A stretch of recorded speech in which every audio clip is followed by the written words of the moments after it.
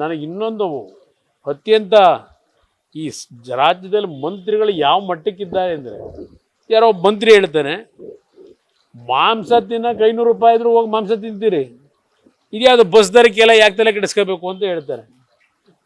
ಎಲ್ಲಾದರೂ ಉಂಟಾ?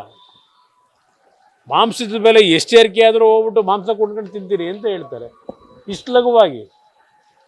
ಆ ಒಂದು ಮಾಂಸ ಒಂದು ತಿಂಗಳಲ್ಲಿ ಆ ಕೆಲವು ಶ್ರಮಿಕ ವರ್ಗದ ಜನ ಇದ್ದಾರಲ್ಲ, ಆ ಕುಟುಂಬದ ಮಕ್ಕಳ ಒಂದು ಆಸೆ ನೆರವೇರಿಸಲಿಕ್ಕೆ 1 kg ಮಟನ್ ತರಬೇಕಾದ್ರೆ ಅವ್ರ ಪರಿಸ್ಥಿತಿಗಳು ಏನಿದೆ ಅನ್ನೋದು ಇವ್ರಿಗೇನಾದ್ರು ಅರ್ಥ ಆಗಿದ್ದರೆ ಈ ರೀತಿ ಲಘುವಾಗಿ ಮಾತನಾಡ್ತಿರಲಿಲ್ಲ. ಇವ್ರಿಗೆ ಪಾಪ ಅದೆಲ್ಲ ಲೆಕ್ಕ ಬರೋಲ್ಲ. ಆದರೆ ಬೆಳಗ್ಗಿನ ಸಾಯಂಕಾಲದವರೆಗೂ ಶ್ರಮಪಟ್ಟು ಜೀವನ ಮಾಡ್ತಾನಲ್ಲ, ಅವ್ರ ಮಕ್ಕಳು ಇವತ್ತು ನೋಡ್ತಾ ಇದ್ದೀವಿ ಮ್ಯಾಲ್ ನ್ಯೂಟ್ರಿಷನ್ನ ಕೊರತೆಯಿಂದ ಆ ಮಕ್ಕಳ ಬದುಕೇನಾಗ್ತಿದೆ, ಜೀವಕ್ಕೆ ಅಪಾಯಗಳು. ಮಕ್ಕಳು ಜನ್ಮ ಕೊಡ್ತಕ್ಕಂಥ ತಾಯಂದ್ರ ಪರಿಸ್ಥಿತಿಗಳು ಏನಾಗಿದೆ, ಆ ಕುಟುಂಬಗಳಲ್ಲಿ ಆ ಮ್ಯಾಲ್ ನ್ಯೂಟ್ರಿಷನ್ನ ಒಂದು ಆಹಾರ ತಿನ್ನಲಿಕ್ಕೆ ಸರಿಪಡಿಸ್ಕೊಳ್ಳಿಕ್ಕೆ ಎಷ್ಟು ಶ್ರಮ ಹಾಕಬೇಕು ಅಂತಕ್ಕಂಥದ್ದು ಆ ವರ್ಗಕ್ಕೆ ಗೊತ್ತಿದೆ.